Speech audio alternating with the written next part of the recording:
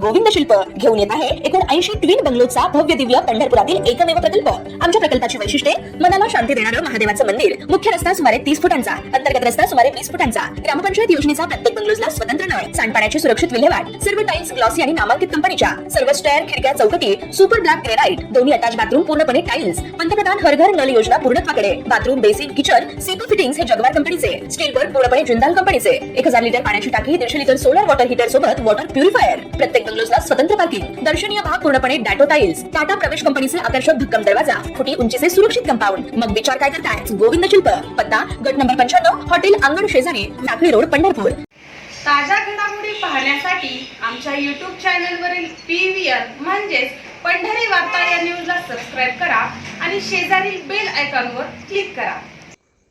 सावित्रीबाई फुले यांचे शैक्षणिक कार्य क्रांतिकारक होते। त्यांचे पती ज्योतिराव फुले यांच्यासोबत 1848 मध्ये भारतातील पहिली मुलींची शाळा त्यांनी सुरू केली, ज्यातून त्यांनी स्त्री शिक्षणाची मुहूर्तमेढ रोवली, दलित व वंचित घटकांना शिक्षण दिलं, स्वतः शिक्षिका म्हणून काम केलं, अभ्यासक्रम तयार केले आणि महिला व मुलांसाठी अनेक शाळा व संस्था स्थापन करून शिक्षणाचे दरवाजे सर्वांसाठी खुले केले, ज्यामुळे त्या आधुनिक भारताच्या पहिल्या महिला शिक्षिका ठरल्या। आज रोजी ज्ञानज्योती सावित्रीबाई फुले यांच्या जयंतीनिमित्त पंढरपुरातील येळे वस्ती येथे प्रतिमा पूजन करून अभिवादन करण्यात आलं।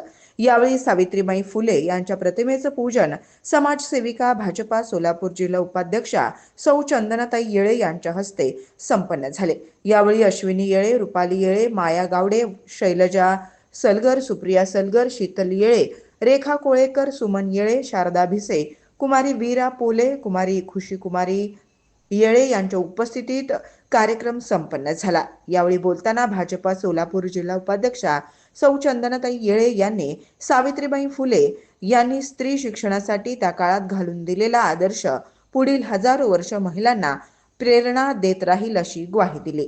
येळे वस्ती येथे आयोजित या अभिवादन सोहळ्याच्या निमित्तानं परिसरातील माता भगिनी एकत्र आल्याचंही दिसून आलं।